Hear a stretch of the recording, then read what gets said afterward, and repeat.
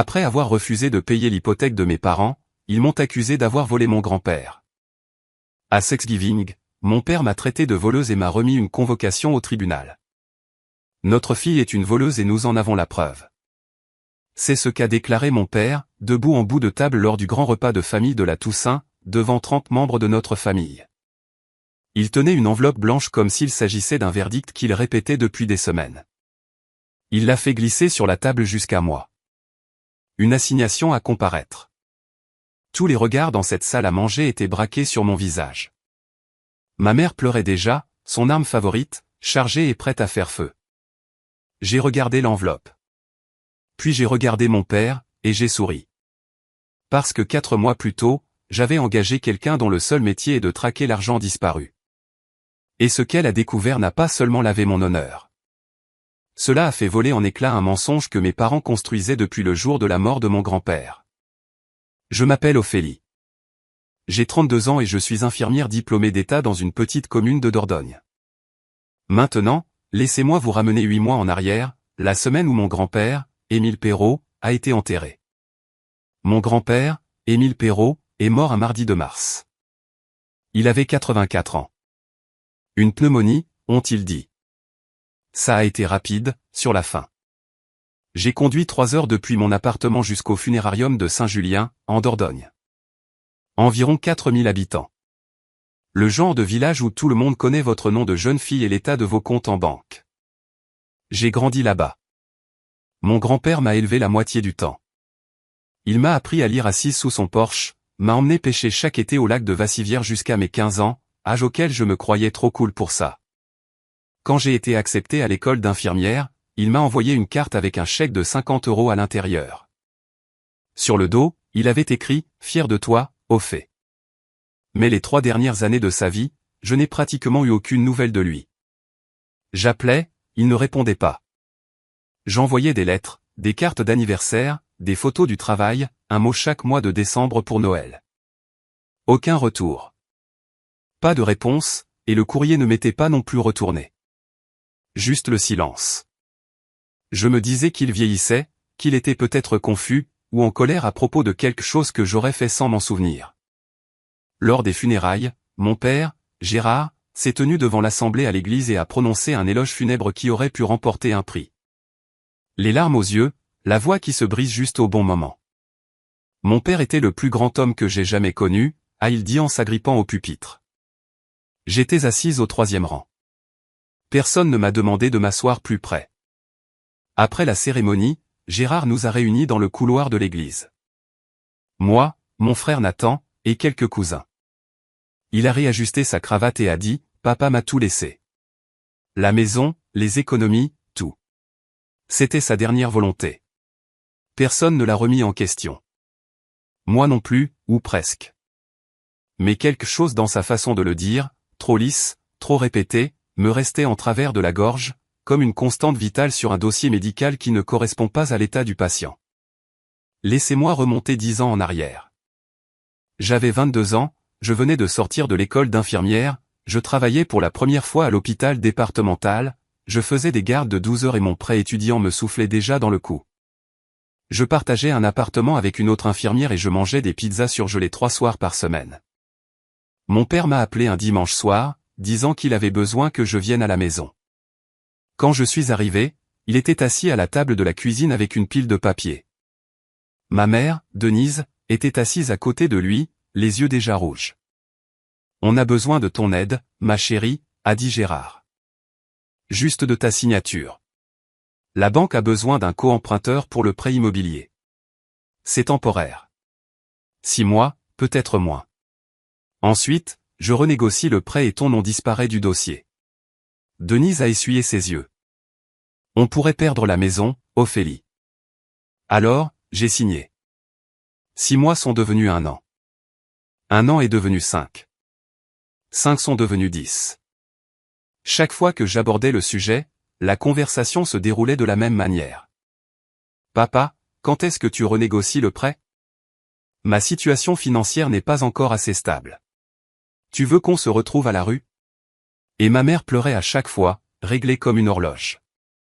Voici ce que cette signature m'a coûté, je ne pouvais pas obtenir mon propre crédit immobilier. Je ne pouvais pas faire approuver un prêt automobile sans un taux d'intérêt exorbitant. Ma capacité d'emprunt faisait le yo-yo et frôlait le fichage bancaire parce que Gérard était en retard dans ses paiements, parfois de 30 jours, parfois de 60, sans jamais m'en parler. Je l'ai découvert grâce à une alerte de ma banque à 2 heures du matin, 2 échéances impayées de plus de 60 jours dont je n'avais jamais eu connaissance.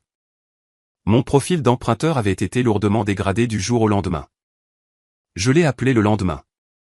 Il a dit, les temps sont durs. J'ai géré le problème. Il l'avait géré en utilisant mon nom.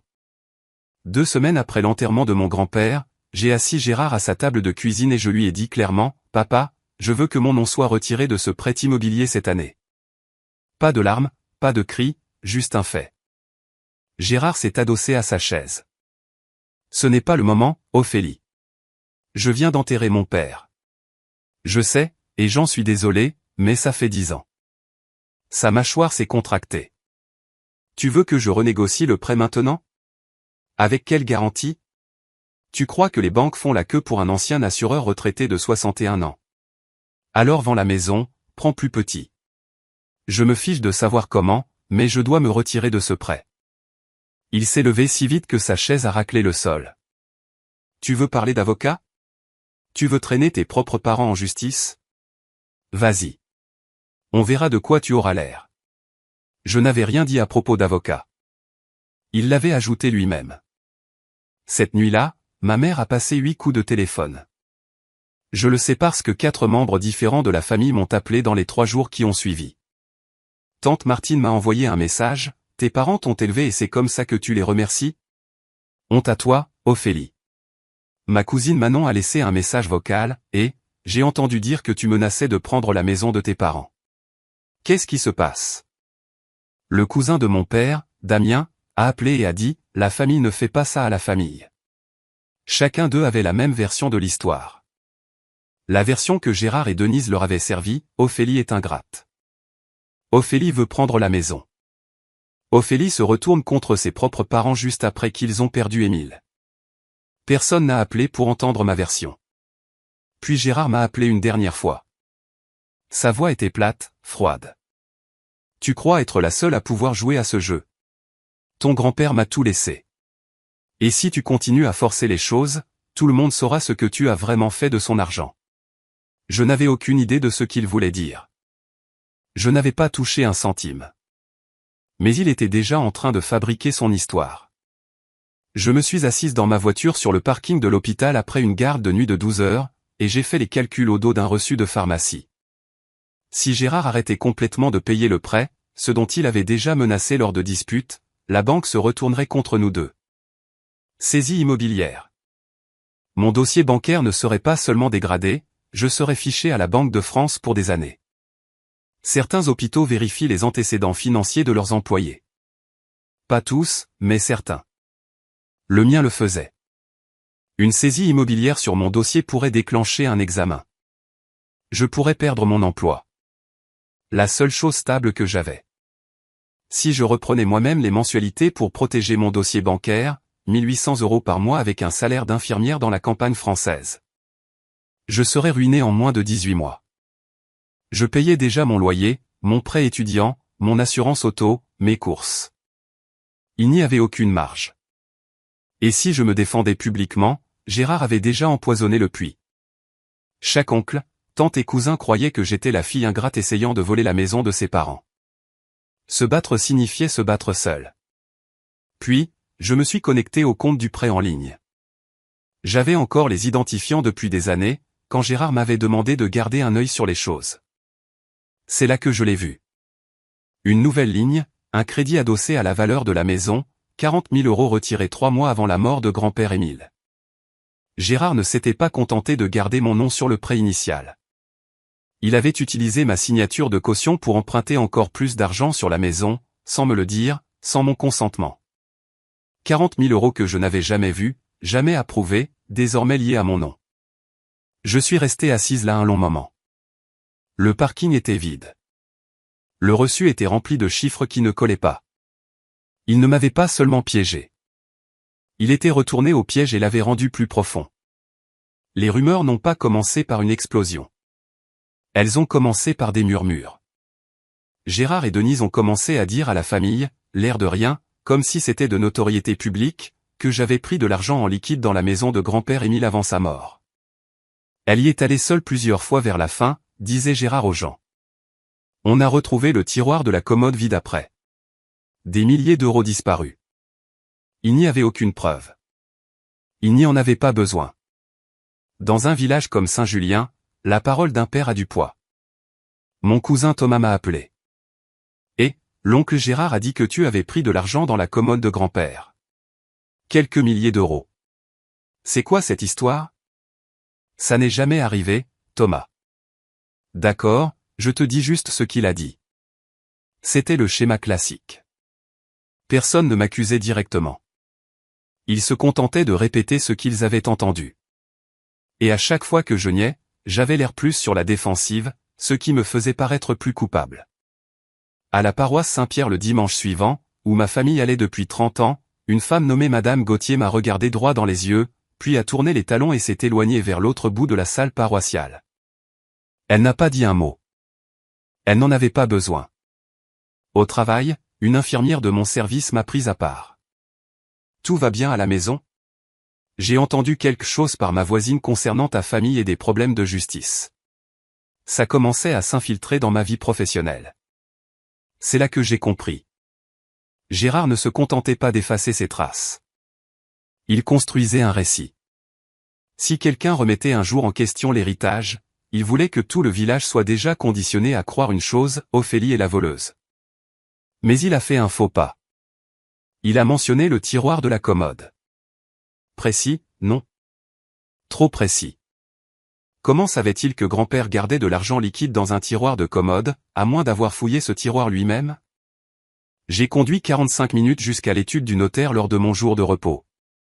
Je me suis garé sur le parking arrière et je suis entré avec la blouse que je n'avais pas enlevée, car je venais directement de ma garde. La clerc de notaire chargée des successions était une femme prénommée Diane, avec des lunettes de lecture sur une chaîne en perles. Je lui ai dit que j'avais besoin d'une copie du dossier de succession d'Émile Perrault, décédé en mars de cette année. Lien de parenté, a-t-elle demandé. Petite fille? Elle n'a pas hésité. Les registres de succession, une fois actés, comportent des éléments accessibles aux héritiers directs. Elle a imprimé le dossier et me l'a tendu dans une chemise cartonnée.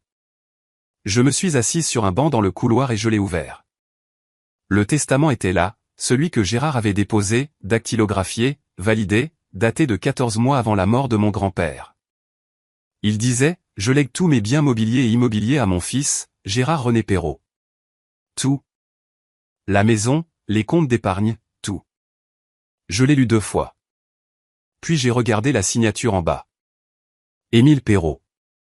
J'avais vu l'écriture de mon grand-père des centaines de fois sur des cartes d'anniversaire.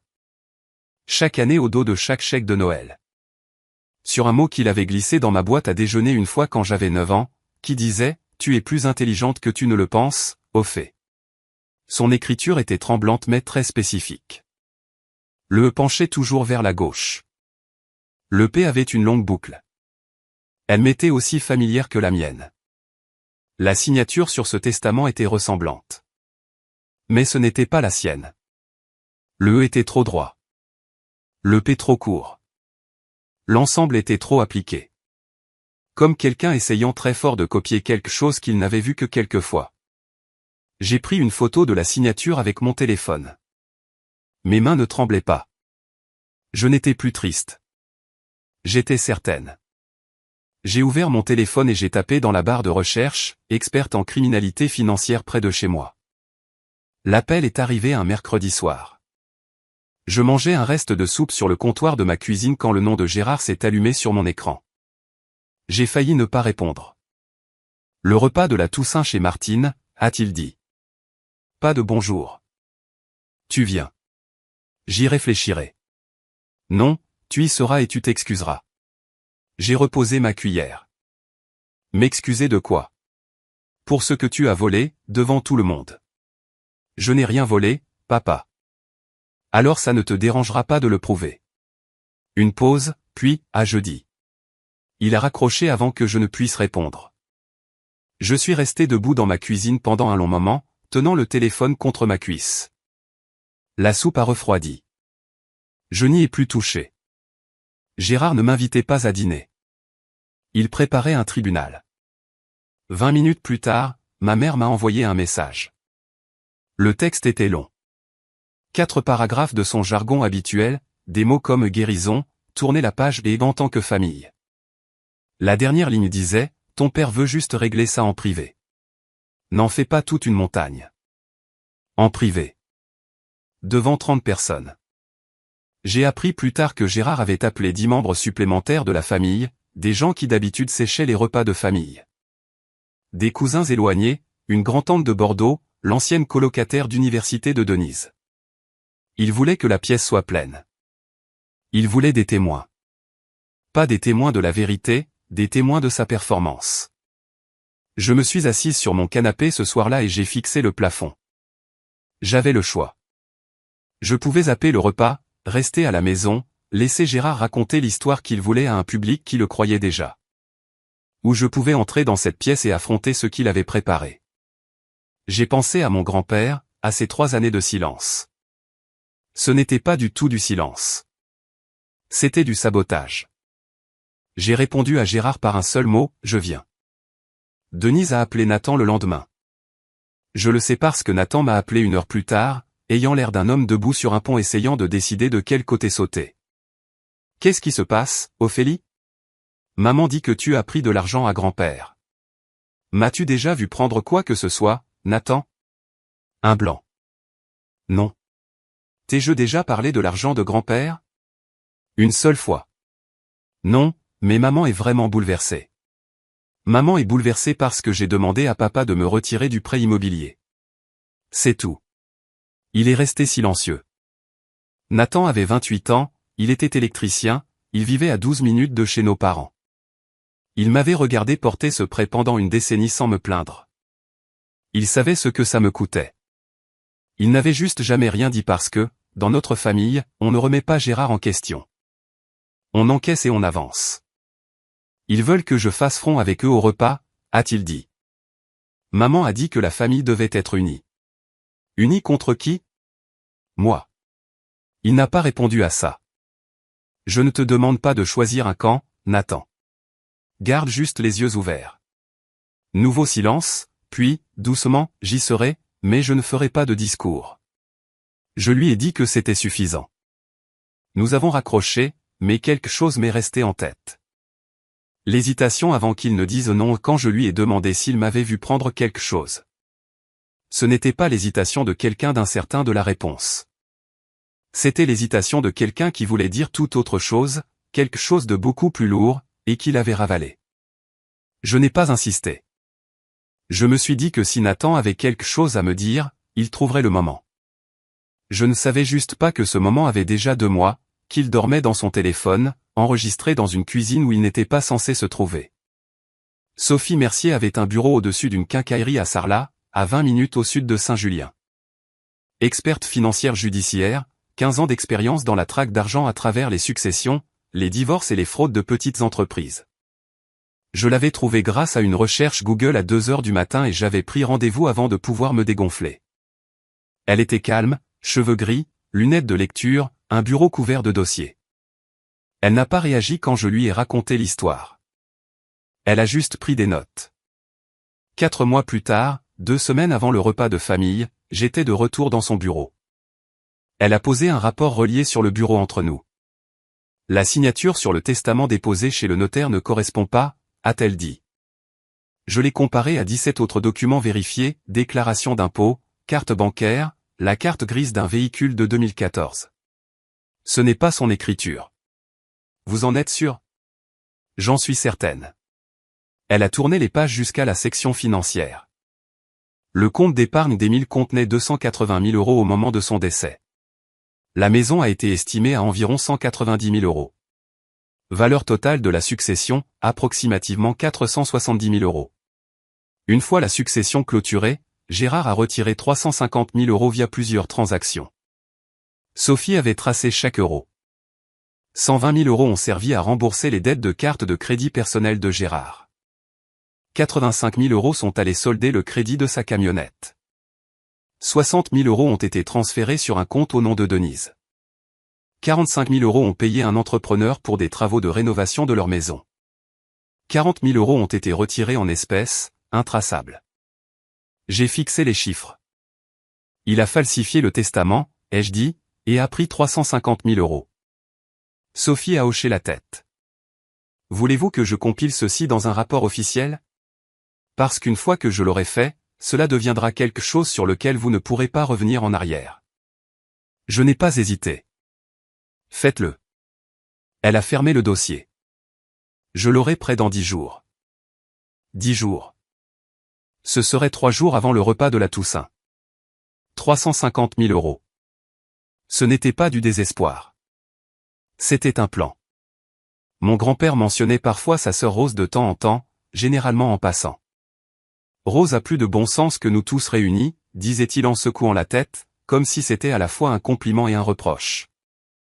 Tante Rose, 74 ans, vivait seule dans une maison en bardage bois à Bergerac, à 40 minutes au sud. Elle n'était pas venue à un repas de famille depuis 9 ans, à cause d'une brouille avec Gérard que personne n'avait expliqué et que tout le monde avait accepté. J'ai trouvé son numéro dans le vieux carnet d'adresse de grand-père, que j'avais gardé dans une boîte à chaussures après l'enterrement. Je l'ai appelée un jeudi soir, m'attendant presque à ce que la ligne soit coupée. Elle a décroché à la 2e sonnerie. Tante Rose, c'est Ophélie, la petite fille d'Émile. Un silence assez long pour que je croie avoir perdu la connexion, puis, doucement, Émile m'avait dit que tu appellerais un jour. L'air a quitté mes poumons. Comment ça? Ton grand-père m'a donné quelque chose il y a 3 ans. Il m'a dit de le garder en sécurité. Il a dit que si quelque chose tournait mal après sa mort, tu viendrais le chercher. Elle m'a invité chez elle ce samedi-là. J'ai fait le trajet avec le cœur qui battait si fort que je pouvais le sentir dans mes doigts. Rose m'a accueilli à la porte. Elle ne m'a pas prise dans ses bras. Elle m'a juste regardé pendant un long moment, puis m'a tendu une enveloppe jaunie. À l'intérieur, il y avait un testament manuscrit, un testament holographe. La vraie écriture d'Émile. Tremblante, penchée, indubitable. Co-signé par 2 voisins en tant que témoins, daté de 5 ans avant sa mort. Le contenu était simple, tout devait être divisé à parts égales entre ses 4 petits-enfants, Ophélie, Nathan, Thomas et Manon. J'ai levé les yeux vers Rose. Elle s'est assise lourdement. Gérard venait chez ton grand-père toutes les semaines ces 3 dernières années. Il a dit à Émile que tu ne voulais plus le voir. Il a dit que tu étais passé à autre chose. Mon grand-père n'a jamais arrêté de m'appeler. Gérard l'en a empêché. 2 semaines avant le repas, 22h14. Le nom de Nathan sur mon écran. Il faut que je te dise quelque chose, a-t-il dit. Sa voix était basse, précipitée, comme un homme parlant dans une pièce où il n'était pas censé être. Ne demande pas comment je le sais. D'accord. Il y a 2 mois, je suis allé à la maison pour récupérer ma perceuse dans le garage. Je suis entré par la porte latérale. Papa et maman étaient dans la cuisine. Ils ne m'ont pas entendu entrer. Il a fait une pause. Je l'entendais respirer. Papa disait. Je vais te dire exactement ce qu'il a dit, elle ne peut rien prouver. Le testament est enregistré chez le notaire. C'est fait. J'ai serré le bord du coussin de mon canapé. Et puis maman a dit, mais si elle prend un avocat? Et papa a dit, alors on fera plus de bruit qu'elle. On la fera passer pour la méchante. Personne ne la croira par rapport à nous. Silence des 2 côtés. Nathan, dis-moi que tu as enregistré ça. J'ai appuyé sur enregistrer à la seconde où je les ai entendus se disputer. J'ai tout. Il m'a envoyé le fichier audio pendant que nous étions encore au téléphone. Je l'ai écouté. La voix de Gérard a rempli mon appartement. Étouffée, minuscule, mais indubitable. Celle de Denise aussi. Chaque mot exactement comme Nathan l'avait décrit. Pourquoi ne me l'as-tu pas dit plus tôt, ai-je demandé. Il est resté silencieux un long moment. Puis, parce que j'avais peur, Ophélie. Ce sont mes parents aussi. Je ne savais pas quoi faire avec ça. Je comprenais ça. Vraiment. La peur ne ressemble pas toujours à des mains qui tremblent. Parfois, ça ressemble à 2 mois de silence, portant un enregistrement dans son téléphone comme une grenade dégoupillée qu'on ne sait pas comment jeter. Merci, ai-je dit. Il fallait du courage pour faire ça. Qu'est-ce que tu vas faire? Je ne sais pas encore, mais je n'irai pas à ce repas les mains vides. L'avocat s'appelait Maître Henri Beaulieu. Un petit cabinet sur la rue principale de Brive-la-Gaillarde, des murs lambrissés, un diplôme de la faculté de droit de Bordeaux, et une poignée de main qui voulait dire quelque chose. J'ai tout posé sur son bureau. Le rapport d'expertise financière de Sophie Mercier, le testament holographe récupéré chez Tante Rose, le dossier de succession du greffe, et l'enregistrement audio de Nathan. Il a passé 40 minutes à lire. Il n'a pas dit un mot jusqu'à ce qu'il ait fini. Puis il a levé les yeux. C'est une fraude. Clair comme de l'eau de roche. Faux en écriture et usage de faux, captation d'héritage, détournement de fonds. Vous êtes fondé à contester la succession au civil. Si le procureur de la République s'en saisit, cela ira au pénal. Je n'attaque personne en justice. Pas encore. J'ai juste besoin d'être prête. Il a hoché lentement la tête. Prête pour quoi exactement? Mon père prépare quelque chose pour le grand repas de famille. Je ne sais pas quoi, mais je le connais. Il ne laissera pas tomber ça en silence. Maître Beaulieu a assemblé un dossier pour moi. Un résumé des conclusions de l'experte, une copie certifiée conforme du testament original, et une impression des transferts de compte montrant où étaient allés les 350 000 €. Il a tout mis dans une grande enveloppe Kraft et l'a scellée. Si jamais vous avez besoin de vous en servir, a-t-il dit, ce dossier parle de lui-même. J'ai mis l'enveloppe dans mon sac. Le soir même, j'ai appelé Tante Rose. Viendriez-vous au repas de famille chez Martine? Silence. Puis, je ne suis pas allé à un dîner de famille depuis 9 ans. Je sais. Une autre pause. Pour Émile. J'y serai. J'ai raccroché et je me suis assise sur le bord de mon lit. L'enveloppe était dans mon sac, près de la porte. Si Gérard ne disait rien à la Toussaint, elle resterait là, scellée, intacte. Mais je connaissais mon père. Le silence n'avait jamais été son style. Bon, je dois faire une pause ici une seconde. Cette partie n'est pas dans l'histoire. C'est juste moi qui vous parle. Assise dans le bureau de cet avocat, tenant cette enveloppe, j'ai failli reculer, j'ai failli la remettre sur son bureau et dire « laissez tomber ». Parce qu'une partie de moi, la partie qui avait passé 32 ans à être la fille de Gérard Perrault, voulait encore croire qu'il y avait une explication. Que je m'étais peut-être trompé. Mais voici ma question pour vous. Si vous aviez la preuve entre les mains, l'auriez-vous apporté au repas de famille ou auriez-vous préservé la paix? Dites-le moi dans les commentaires. Bien. Le matin du repas. La maison de tante Martine se trouvait sur un terrain d'un demi-hectare, allée des Pins. Une maison de plein pied blanche avec des volets noirs. L'allée était déjà pleine quand je me suis garé à 13h15. Des voitures, des SUV, un monospace avec un siège auto à l'arrière. Quelqu'un avait scotché des décorations d'automne sur la porte d'entrée. À l'intérieur, 3 longues tables poussées ensemble au centre du salon, recouvertes de nappes dépareillées. 32 couverts.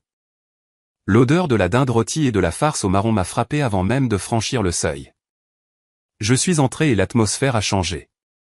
Pas bruyamment, pas de façon évidente, mais je l'ai senti. Une pause d'une demi-seconde dans les conversations. Quelques têtes qui se tournent. Quelqu'un près de la cuisine m'a jeté un coup d'œil et a vite détourné le regard. Tout le monde ici avait entendu les rumeurs. Tout le monde avait déjà choisi son camp. Tante Martine m'a serré dans ses bras à la porte. Contente de te voir, ma chérie. Mais ses bras étaient raides, et elle m'a relâché un peu trop vite. Gérard était assis en bout de la table centrale. Veste bleu marine, chemise repassée, sur son 31, ce qui était inhabituel pour un repas de famille. Denise était à côté de lui dans un pull crème, les mains croisées, les yeux déjà brillants. Il ressemblait à un couple posant pour une photo de paroisse. Gérard m'a vu et a souri. Pas de la chaleur, de la satisfaction. Le sourire d'un homme qui a déjà répété les 2 prochaines heures. Tante Rose est arrivée 15 minutes plus tard. Elle est entrée discrètement par la porte latérale et s'est assise à l'autre bout de la table. Personne ne l'a saluée. La plupart des jeunes cousins ne l'ont même pas reconnue. 9 ans, c'est long. Nathan était au milieu de la table, fixant son assiette vide comme si elle contenait les réponses à un mystère. J'ai posé mon sac sous ma chaise. L'enveloppe pressée contre ma cheville. La dinde a été découpée. Le repas a commencé, et Gérard a attendu. Nous étions à 20 minutes du début du repas quand Gérard a tapé son couteau contre son verre d'eau. La pièce est devenue silencieuse par couches successives.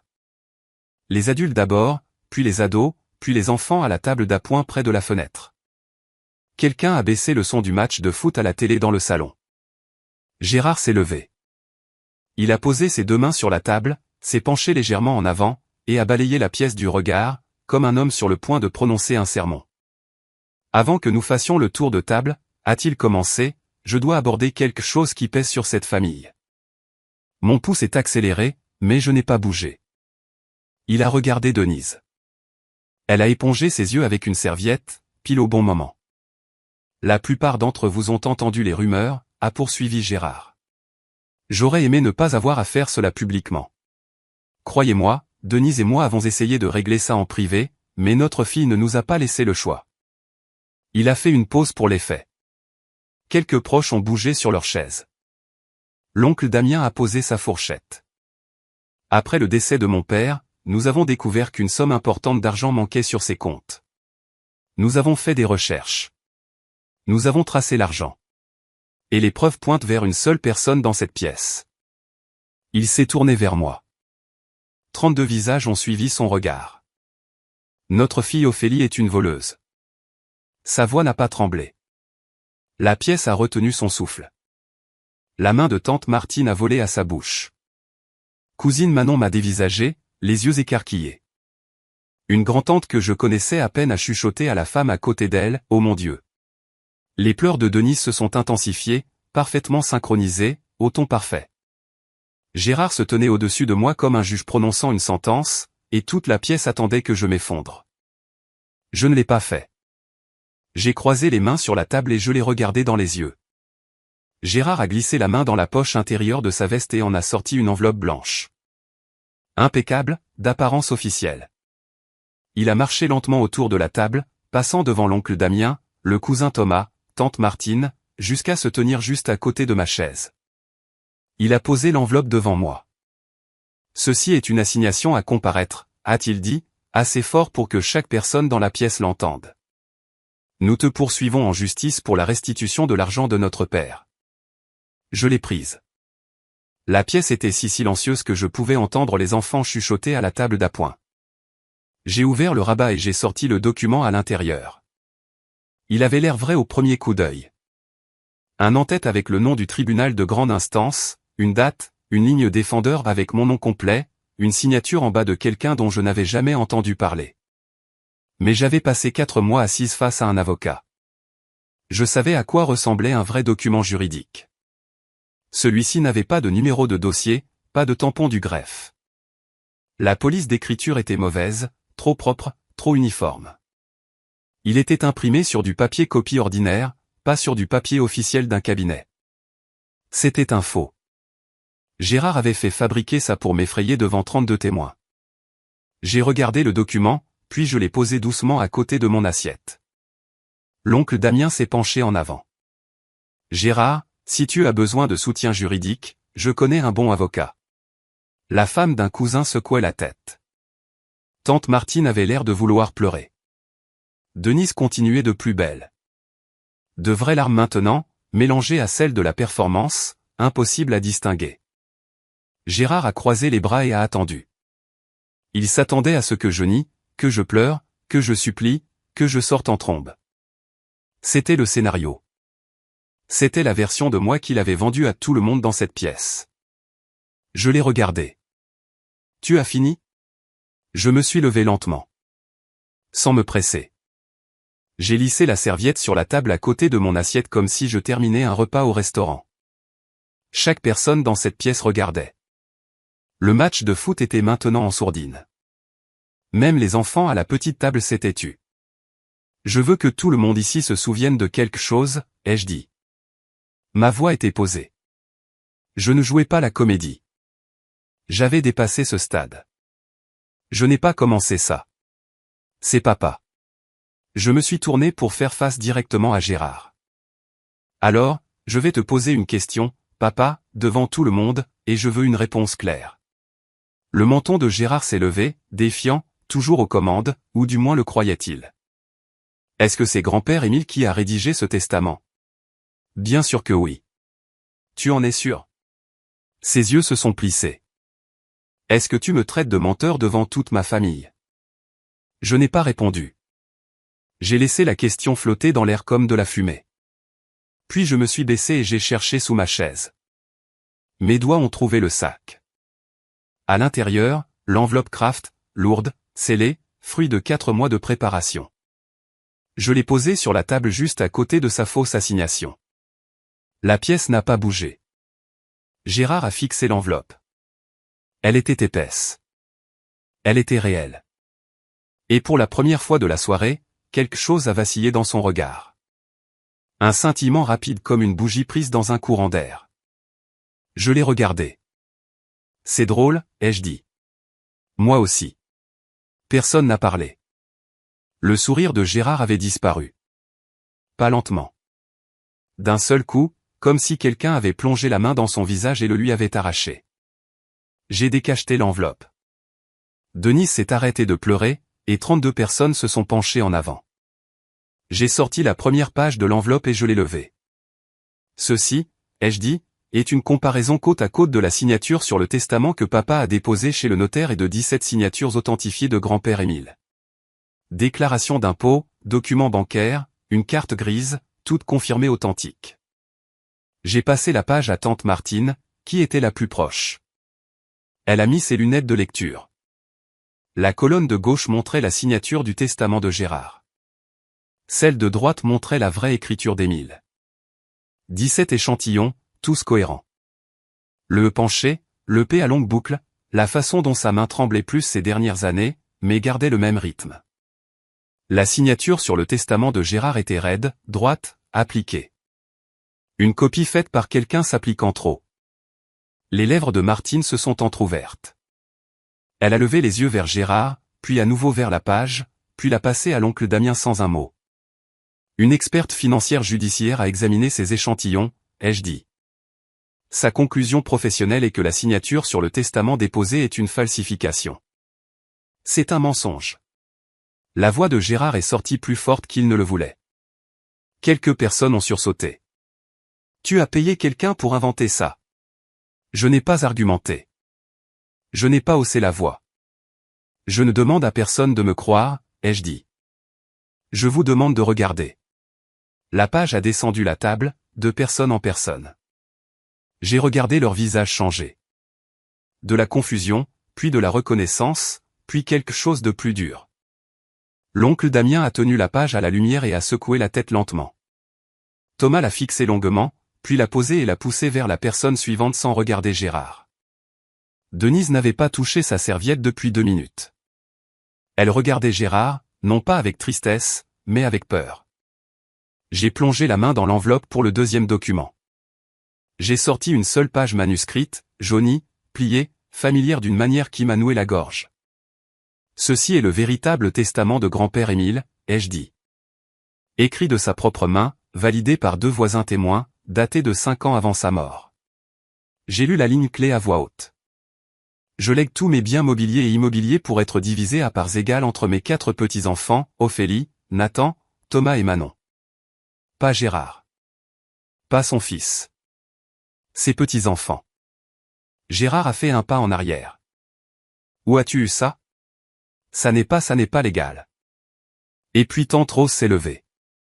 Elle était assise à l'autre bout de la table, si silencieuse que la plupart des gens avaient oublié qu'elle était là. Elle avait 74 ans, elle était petite, les cheveux argentés, portant une robe du dimanche qu'elle n'avait probablement pas mise depuis des années. Toute la pièce s'est tournée.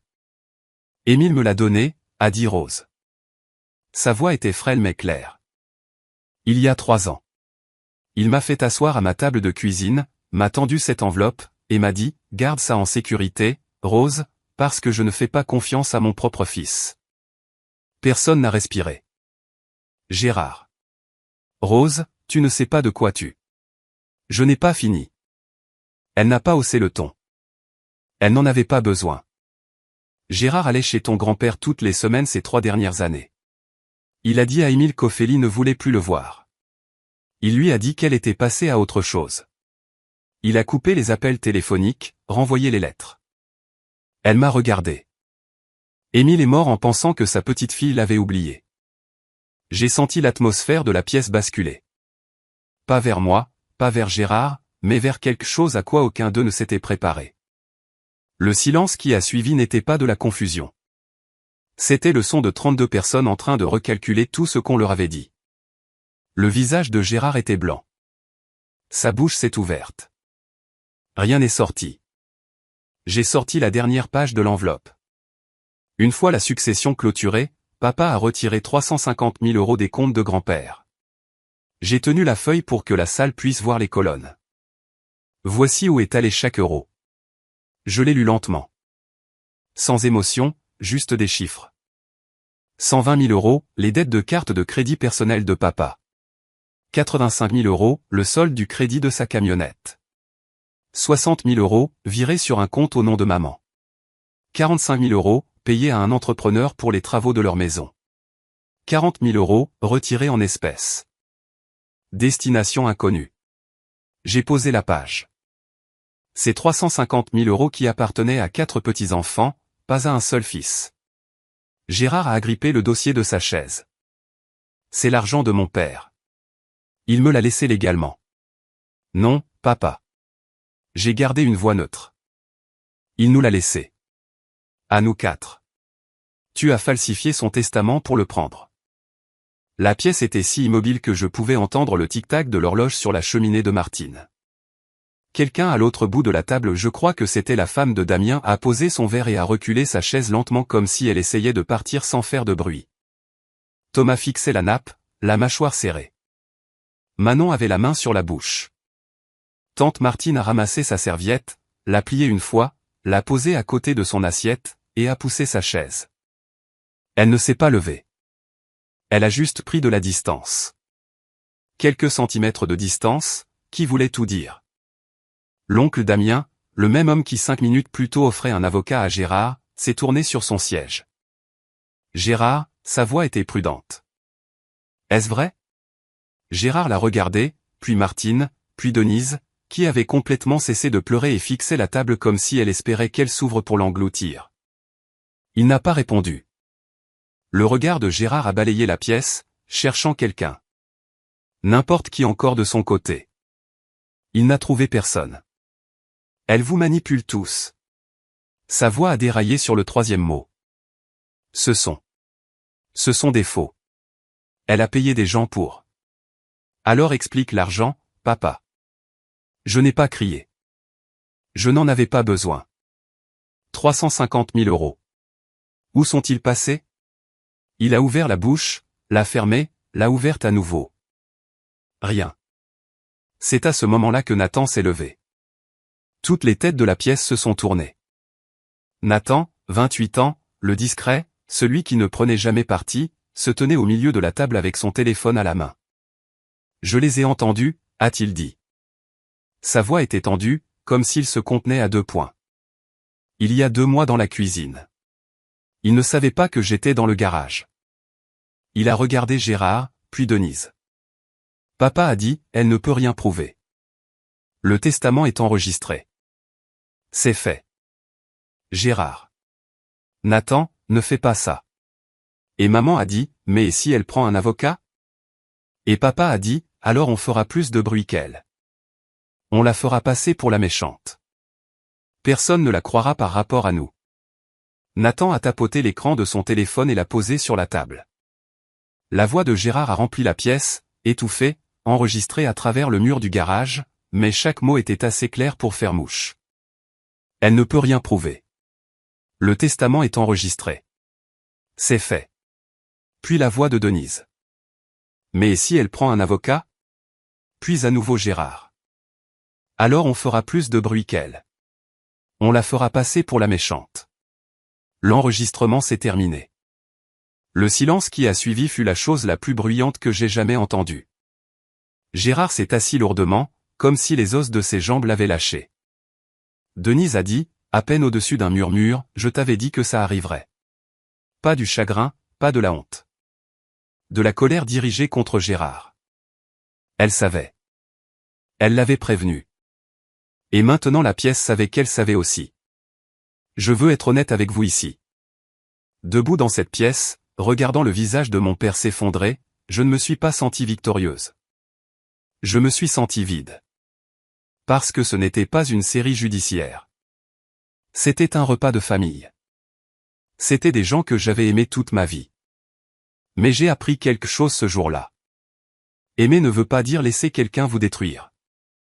Et le silence n'est pas la paix. C'est juste une permission. Petite question pour vous, pensez-vous que Nathan a bien fait d'attendre 2 mois? Ou aurait-il dû me le dire le jour même où il l'a entendu? Je suis sincèrement curieuse.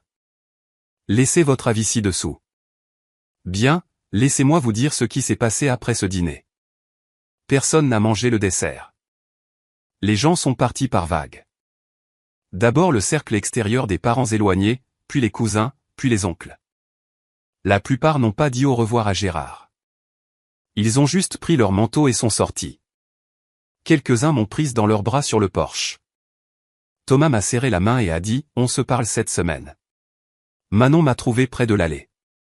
Si ce testament est vrai, et je pense qu'il l'est, on a tous été volés. Nous 4. Je sais, ai-je répondu. Je ne dis à personne ce qu'il doit faire, mais le rapport d'expertise est autant le vôtre que le mien. J'en veux une copie. Dans la semaine, Thomas et Manon avaient engagé leur propre avocat. Ils ont déposé une requête auprès du tribunal de grande instance pour rouvrir la succession d'Émile Perrot sur la base de preuves de falsification de signature et de l'existence d'un testament antérieur valide. Ce n'est pas moi qui ai engagé la procédure. Ce sont les cousins qui ont pris cette décision eux-mêmes. Je leur ai donné les informations. Ils ont agi. Il y a une différence et ça compte pour moi. L'avocat a également examiné la fausse assignation de Gérard, celle qu'il avait fait glisser sur la table comme une grenade dégoupillée, pas de numéro de dossier, pas de tampon d'enregistrement du greffe, aucune trace dans aucun tribunal de France. C'était une feuille de papier imprimée dans une enveloppe blanche. Un accessoire de théâtre.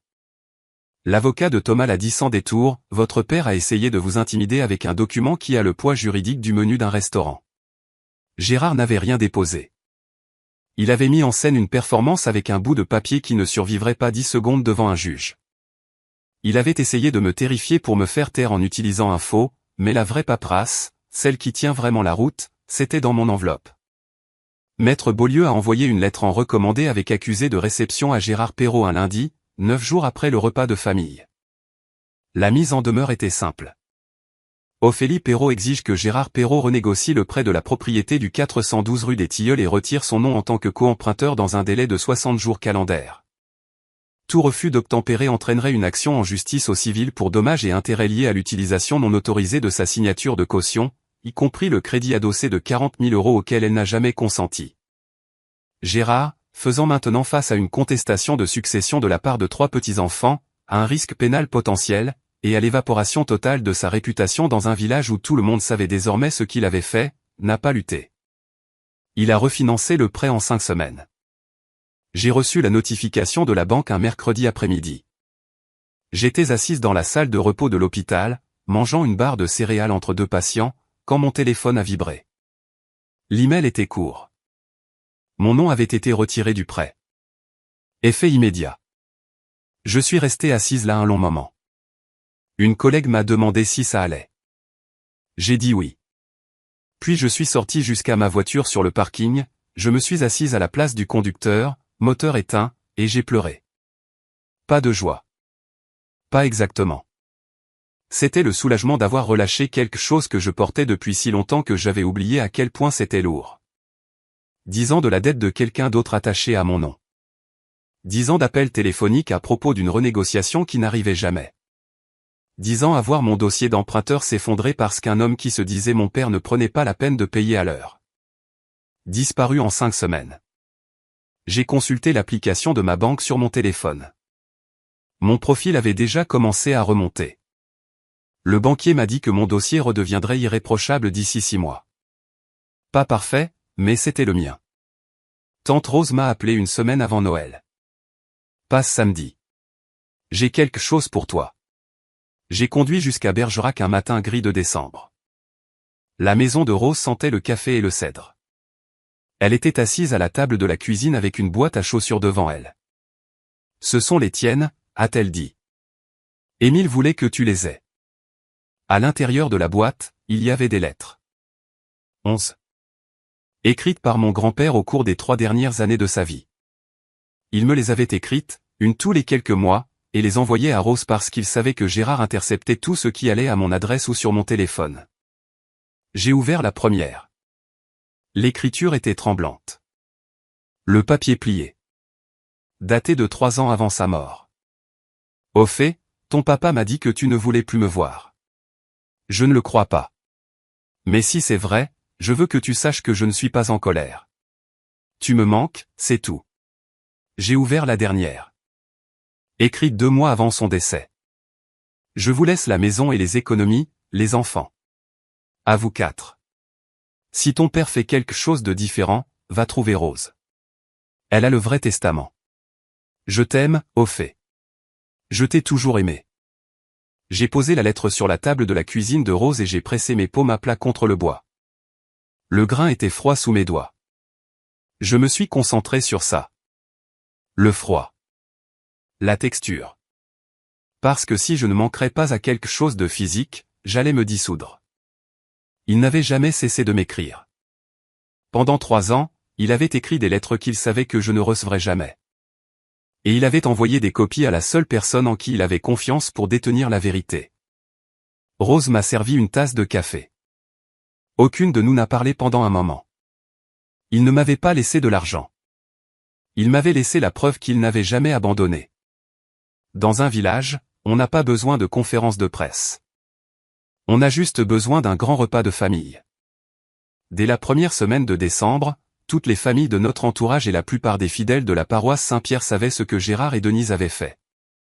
Pas parce que je leur avais dit. Je n'en avais pas besoin. 32 personnes étaient assises dans cette pièce. Au moins la moitié d'entre elles sont rentrées et en ont parlé à quelqu'un. Ces personnes l'ont dit à quelqu'un d'autre. C'est comme ça que ça marche à Saint-Julien. Gérard et Denise ont cessé d'être invités aux événements. Pas de fête de Noël chez les Gauthier. Pas de pot-au-feu du Nouvel An à la salle des fêtes. Tante Martine, la propre sœur de Denise, l'a appelé 3 jours après le repas et lui a dit « Je ne sais pas exactement ce que vous avez fait tous les deux, mais ne m'appelle pas pendant un moment. J'ai besoin de temps. » Denise a essayé de publier une mise à jour familiale sur Facebook.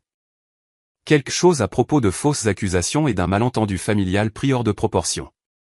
Dans l'heure, Thomas a commenté avec un lien vers le dossier public du tribunal. Denise a supprimé le post avant le dîner. À l'église, Gérard a serré la main du prêtre après la messe comme il le faisait toujours, mais les gens qui avaient l'habitude de s'attarder pour discuter passaient rapidement leur chemin. Personne n'a été impoli. Personne ne l'a confronté. Ils ont juste raccourci les échanges. Moins de mots, moins de contacts visuels. L'arithmétique invisible d'un village ajustant ses comptes. Madame Gauthier, la femme qui m'avait tourné le dos des mois plus tôt dans la salle paroissiale, m'a croisé sur le parking du supermarché un samedi. Elle m'a touché le bras et a dit « Je te dois des excuses, ma chérie. » J'ai cru la mauvaise personne. Je lui ai dit que je comprenais, parce que c'était le cas. Personne n'a banni Gérard et Denise. Personne n'en a eu besoin. Dans un village, le silence est la plus lourde des sentences. Le tribunal judiciaire a accepté la requête de réouverture de la succession d'Émile Perrot en janvier. Ça a été plus vite que je ne le pensais. Le juge a examiné l'analyse graphologique de la signature, le testament holographe original avec les 2 témoins vivants, et les relevés financiers montrant les 350 000 € de décaissement. Il a nommé un expert indépendant en écriture pour évaluer les signatures. La conclusion de l'expert correspondait à celle de Sophie Mercier. La signature sur le testament déposé n'était pas celle d'Émile Perrot. Avec la réouverture de la succession, Gérard faisait face à 2 voies de conséquences. La première était civile. Le tribunal ordonnerait la redistribution des biens de la succession conformément au testament original. 4 petits-enfants, parts égales. La seconde était pénale. Falsifier un testament en France est un délit, voire un crime selon les montants, escroquerie et faux et usage de faux. Le bureau du procureur a ouvert une enquête préliminaire. Pas d'inculpation pour l'instant. Ces choses prennent du temps, mais le dossier était ouvert et les preuves étaient accablantes. L'avocat de Gérard lui a conseillé de négocier. Gérard n'avait plus vraiment de moyens de pression. La maison sur la propriété d'Émile, celle qu'il avait tant voulu garder, a dû être mise en vente. Les bénéfices, combinés à ce qu'il restait sur les comptes, seraient redistribués. Après les frais de justice, chaque petit enfant a reçu environ 82 000 €. Pas une fortune qui change la vie, mais pas rien non plus. Thomas a utilisé sa part pour rembourser sa camionnette. Manon a mis la sienne sur le plan épargne-études de sa fille.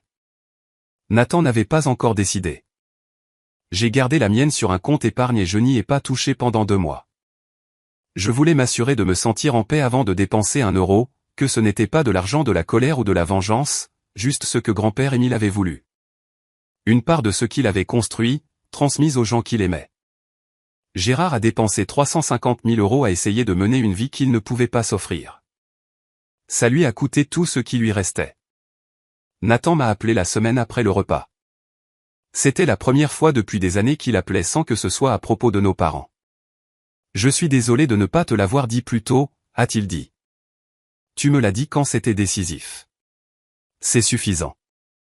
Nous avons commencé à nous retrouver tous les dimanches matins dans un petit café sur la D19, un endroit avec des banquettes en sky craquelées et du café filtre. On y restait 1 heure, parfois 2. On parlait du boulot, de la météo, de rien. Et lentement, très lentement, on a parlé de tout le reste. Nathan m'a dit que Gérard avait essayé de le faire se porter garant pour un prêt personnel 2 ans plus tôt. Il avait refusé. Gérard avait cessé de lui adresser la parole pendant 4 mois par la suite. Il l'avait juste mis au frigo. Pas d'appel, pas de visite, il l'ignorait lors des événements familiaux. Je croyais avoir fait quelque chose de mal, a dit Nathan en remuant son café. J'ai mis du temps à comprendre que c'était une punition. Je lui ai parlé des lettres, de grand-père Émile qui m'écrivait pendant 3 ans par l'intermédiaire de tante Rose, de la façon dont Gérard avait dit à Émile que je ne voulais plus le voir. Nathan a fixé la table. Il nous a montés l'un contre l'autre, a-t-il dit. Toute notre vie. Je sais. Il nous gardait séparés pour qu'aucun de nous ne puisse comparer ces informations. Je sais ça aussi. Nous sommes restés assis là un long moment, sans parler, juste assis sur la même banquette, buvant le même café. C'était le silence le plus confortable que j'ai partagé avec quelqu'un depuis des années. Nous n'avons pas perdu nos parents lors de ce repas de famille. Nous les avions perdus bien avant. Nous n'avions juste pas encore les mots pour le dire. Ce que nous avons trouvé, assis face à face dans un café le dimanche matin, c'est quelque chose que nous n'avions pas eu depuis que nous étions enfants, l'un l'autre. 2 mois après le repas, mon téléphone a sonné à 8 heures du matin. Le numéro de ma mère. J'ai failli ne pas répondre, mais quelque chose concernant l'heure où Denise n'appelait jamais avant 10 heures m'a poussé à décrocher. Je sais que tu ne nous pardonneras pas. Sa voix était morne. Pas de larmes, pas de comédie. Pour la première fois de ma vie, ma mère avait l'air de parler sans script. Je veux juste que tu saches que je ne voulais pas que ça aille aussi loin. Je me suis appuyé contre le comptoir de ma cuisine. Mais tu l'as laissé faire, maman. À chaque étape. Je sais. Tu as appelé 8 membres de la famille pour leur dire que j'étais une voleuse. Tu étais assise à côté de papa pendant qu'il agitait une fausse assignation devant notre famille. Tu l'as aidé à me couper de mon propre grand-père. Un silence assez long pour que je vérifie si ça n'avait pas coupé. Puis, doucement, j'avais peur de perdre la maison. Je sais que ce n'est pas suffisant, mais c'est ce que c'était. Je l'ai cru, non pas parce que ça excusait quoi que ce soit ou ça n'excusait rien mais parce que j'avais déjà vu cette peur auparavant. Denise Perrault avait passé 35 ans mariée à un homme qui faisait ressembler chaque crise au bord d'un précipice. Elle avait peur. Elle avait tort. Les 2 choses étaient vraies. J'ai besoin d'espace, maman. Beaucoup d'espace. Ne m'appelle pas pendant un moment. Elle a dit d'accord. Elle n'a pas argumenté. Elle n'a pas pleuré. Gérard n'a jamais appelé. Pas une seule fois. Pas de SMS, pas de lettre, pas de message via un proche. Pour la première fois en 61 ans, Gérard Perrault n'avait rien à dire à personne. Je ne sais pas si son silence était de la culpabilité, de la honte, ou juste l'absence de plan. J'ai passé beaucoup de temps à me le demander. Puis j'ai arrêté. Je n'ai pas claqué la porte. J'ai juste arrêté de la tenir ouverte. 4 mois après ce fameux repas, j'ai acheté une maison. Rien d'extravagant. Un petit étroit dans la rue des Ormes, à 1 kilomètre de l'hôpital. Façade blanche, porte verte, un porche juste assez large pour 2 chaises, 85 mètres carrés, construite en 1978. J'ai mis en apport l'argent de la succession de grand-père Émile, 82 000 €, et j'ai obtenu un prêt pour le reste sur mon propre dossier bancaire. Ma notation était remontée au beau fixe depuis. Le banquier m'a serré la main et a dit « Félicitations, mademoiselle Perrault. Pas de caution solidaire, pas de deuxième nom sur les papiers. Juste le mien. » La première nuit, je me suis assise sur le sol du salon avec une boîte à pizza et un verre de thé glacé, et j'ai regardé les murs nus. Pas encore de meubles, pas de rideaux, juste de la moquette propre et le bourdonnement d'un frigo que j'avais acheté sur le Bon Coin. J'ai accroché une seule chose ce soir-là.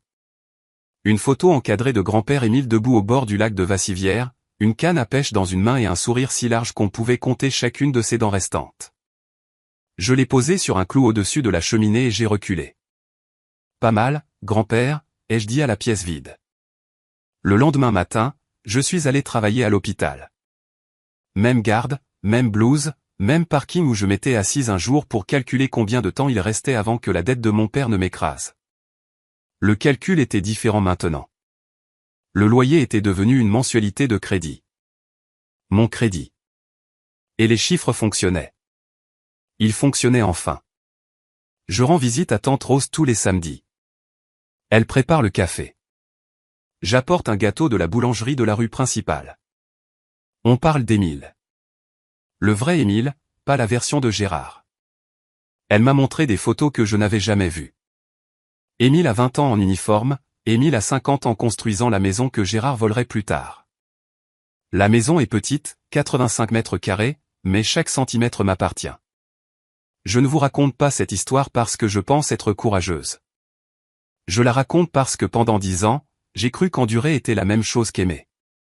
Je pensais que dire oui à tout ce que mes parents demandaient, même quand ça faisait mal, même quand ça me coûtait cher, c'était ce que faisait une bonne fille. J'avais tort. Poser une limite, ce n'est pas ériger un mur. C'est installer une porte. Vous choisissez qui a le droit de la franchir, et vous choisissez quand elle se ferme. Ce n'est pas de la cruauté. C'est de l'architecture. Si vous êtes dans une situation comme la mienne, si quelqu'un dans votre famille utilise l'amour comme monnaie d'échange, troquant l'affection contre la soumission, vous faisant vous sentir coupable de vous protéger, j'ai besoin que vous entendiez ça, dire non ne fait pas de vous un ingrat. Cela ne fait pas de vous quelqu'un de froid, d'égoïste, ou peu importe le mot qu'ils utilisent quand ils perdent le contrôle. Cela fait de vous quelqu'un qui a décidé que sa propre vie a de l'importance. Et si vous avez des grands-parents qui sont encore là, appelez-les. Pas la semaine prochaine, aujourd'hui. Ne laissez personne d'autre contrôler cette relation. Ne laissez pas quelqu'un d'autre décider de ce que votre grand-parent sait de vous, ou de ce que vous savez de lui. J'ai perdu 3 ans avec un homme qui m'aimait parce que mon père avait décidé que je ne méritais pas de le savoir. Je ne pourrai jamais récupérer ces années. Aucune somme d'argent ne réparera ça. Est-ce que j'aime toujours mes parents? Oui. Je le porte de la même façon qu'on porte une cicatrice. Ça fait partie de vous. Ça vous façonne. Mais vous ne la laissez pas dicter le chemin sur lequel vous marchez. Je m'aime juste plus moi-même, maintenant. Et ce n'est pas un péché. Ce n'est pas une trahison. C'est le strict minimum qu'il m'a fallu 32 ans à apprendre. Je n'ai pas gagné de guerre. J'ai simplement cessé d'être une victime. Voici où en sont les choses aujourd'hui. L'affaire de succession suit toujours son cours au tribunal. Gérard n'a pas été inculpé au pénal. Le procureur examine les preuves, et ces choses avancent lentement en province. Je ne force pas les choses. Si ça arrive, ça arrive. J'ai remis ce que j'avais, et le système fera ce que fait le système. Gérard et Denise vivent toujours dans la maison de la rue des Tilleuls. Ils ont renégocié le prêt. Mon nom a disparu. Mais la maison doit sembler plus petite maintenant, j'imagine. Moins de gens passent les voir, moins d'appels auxquels répondre. Le monde qu'ils avaient bâti avec de l'argent emprunté et de la confiance empruntée s'est réduit à la taille d'une table de cuisine pour deux. Nathan est venu le week-end dernier pour m'aider à peindre le salon. Il a apporté une pizza au pepperoni et 2 pots de sous-couche. On a mis plus de peinture sur nous-mêmes que sur les murs, mais on a fini. On s'est assis sur la bâche de protection après, mangeant de la pizza froide sans parler de nos parents. On n'en a plus besoin. Tante Rose m'a envoyé quelque chose la semaine dernière. Une photographie que je n'avais jamais vue. Émile me tenant dans ses bras quand j'avais 3 ans, lors de ce qui ressemble à un pique-nique de la fête nationale. Il rit. Je tiens un cierge magique à 2 points. Au dos, avec son écriture, au fait, ton grand-père est fier de toi. Je l'ai scotché sur le frigo juste à côté de mon diplôme d'infirmière. Mon père a essayé de réécrire l'histoire de mon grand-père. Il a falsifié une signature, volé un héritage, et réduit au silence les volontés d'un mourant. Il a failli réécrire mon histoire aussi. Mais la vérité, comme une vraie signature, ne peut pas être contrefaite. Pas quand les bonnes personnes gardent l'original en sécurité. You know, for anyone who is unaware, VSWED's community is extremely generous. Extrememely generous. You know, they donate a shit ton of subs to him. They also donate bits, you know, a ton of bits. I think there's many individuals in his chat that have the badges on Twitch for like donating over like 100,000, sometimes even over like 1,000,000 bits to his channel over time, you know? So his community is extremely generous, and I would say that basically every single stream that Swed does, there will be a hype train. You know, it might be like, you know, a level 2 hype train or a level 3 hype train or whatever, but I would say every single stream there is at least one hype train, and a lot of the time it's a pretty big hype train. You know, it'll go up to like level 10, level 15, whatever. And I think the way that he does his hype train stuff is that if you... Yeah, so I believe if his community reaches a level 12 hype train, then he is obligated. He made a rule for himself where he is obligated to do a round of marbles on stream. And if you guys don't know about marbles on stream, you should look it up. You should, you know, find it on Steam or whatever. Marbles on stream, it's basically just a what's it called? It's kind of like a marbles racing type simulation thing, you know? And so he does marbles on stream for his viewers, for his chat. And I think like basically starting at level 12, right? Every level above that, he does an additional race, an additional run of marbles on stream. And I would say there's 2 different, I guess, like prizes, I suppose. And the thing is that I have not really yet figured out I've not yet figured out like when VSWED chooses to do one or the other, right? So some situations he will do marbles on stream, and the reward is that whoever gets first place, they will get to choose a free song request. They'll get to be like, you know, pick a song and we'll play it on stream, right? Because normally if you want to do a song request outside of marbles or whatever, on the weekdays, on Monday through Friday, it's like 30,000 channel points, and then on the weekend, Saturday, Sunday, it's 10,000 channel points, right? So it's discounted. So, you know, some marbles races you get first place and you get a free song request, you know, on stream, and then the other like marbles like, you know, situation, right? He'll sometimes do marbles races, and again, I don't really know what is like the requirements for this, like what kind of is the difference between this marbles race and another one where the song request is the reward. But he sometimes does marbles races where if you get first place, then what you can do is you can either choose one of two prizes, right? So prize number 1 is you get VIP for 1 week in his chat, and you also get to either add an emote to 7TV or you remove a pre-existing emote from his channel. So that's, you know, option number 1. And then option number 2 is if you don't want to do that, you can say, fuck it, VSWED, another marbles race, like run it back again.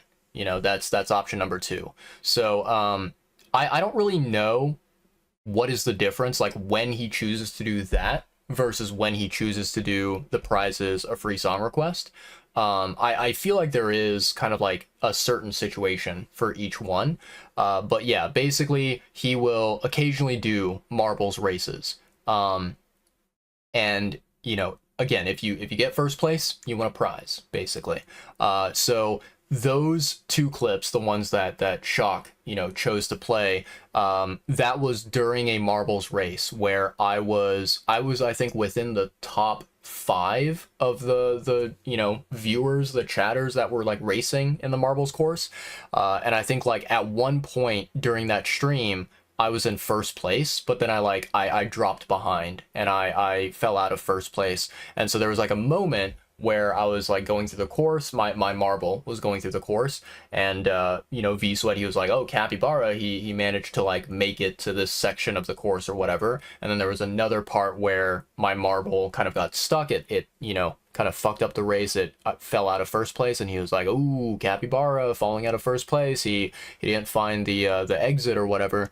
So yeah, I managed to just clip those 2 moments, and I was like, cool, awesome, I love it. You know, it is, I don't know, it was just kind of like a funny little moment where I was like, hey, you know, he mentioned my username, you know, and I was for a very brief moment, for a couple seconds, I was a celebrity, you know, during the marbles race. But yeah. Damn, look at the variety. Yeah. The variety is great, isn't it? Two different redeems that are basically the exact same fucking thing, except for, you know, one is it has the word not in it, right? Or whatever. It's the negative of the other. Such variety with the redeems. I'm extremely creative, as you guys can tell. As you guys can very obviously see. My creativity is just through the roof, right? But yeah. Anyways, anyways, let's go ahead and dive back into uncircumcised penis. Thank you, VSWED. Thank you for that. Thank you. That was such philosophical words, such beautiful thoughts. You know, I love it. I love it a lot. I feel like that redeem, I feel like that might be a Ronde redeem, you know? I ain't gonna make a habit of it. We cut off here.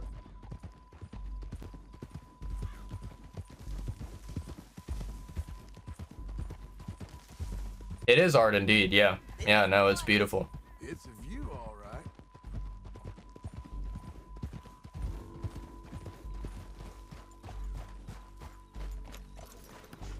Come on, let's go take a look down in the valley.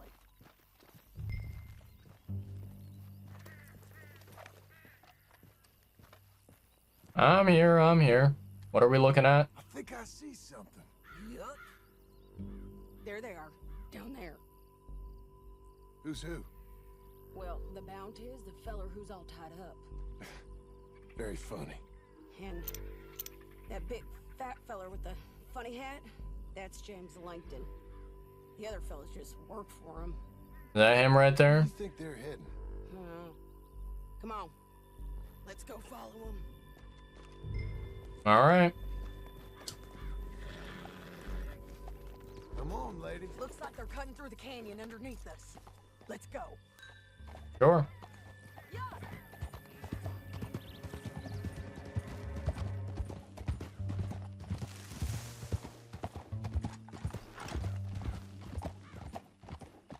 They'll be coming through here.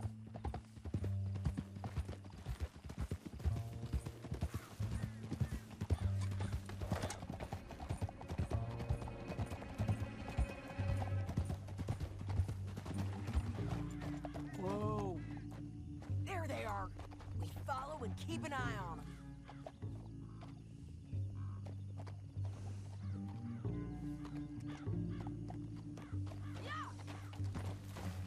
Lead the way, Sadie.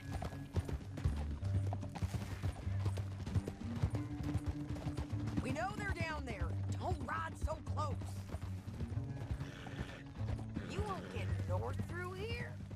What are you doing, huh? You talking to me or Langton? Sorry, I ain't used to having anyone with me.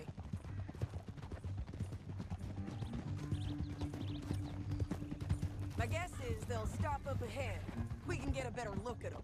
You know his thinking pretty well. If you can't outgun them, you gotta outthink them. That's fair. The canyon opens up down a ways. We'll head them off there. Lead the way, Sadie.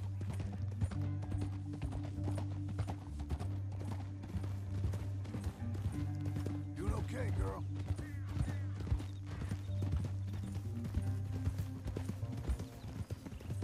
Up here, get off your horse. This might be our chance. Yeah, they're stopping.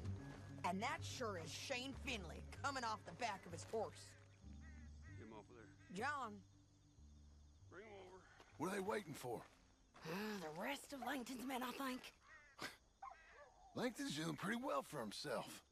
How come he's got all them men Right there. and you work alone? I got you. You're worth 10 of them.